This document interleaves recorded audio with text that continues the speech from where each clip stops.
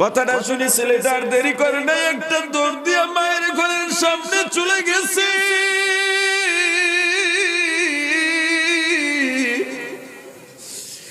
দরজায় ধাক্কা দিছে, মা দরজাটা খোলো। মা তখনও নামাজের বিছানায় বসা।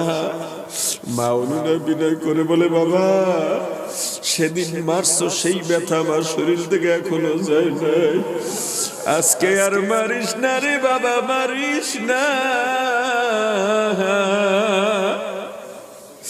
তোর বউয়ের সঙ্গে আমার আর কোনো ঝগড়া হয় নাই, কথা হয় নাই রে বাবা, আমার আর শক্তি নাই, চলতে পারি না, হাঁটতে পারি না। বাবারে তার চেয়ে মাফ করে দে, আমি ফজরের আগেই তোর বাড়ি ছেড়ে চলে যাব, আর কোনোদিন পরিচয় দেব না। সন্তান রাগ হয়ে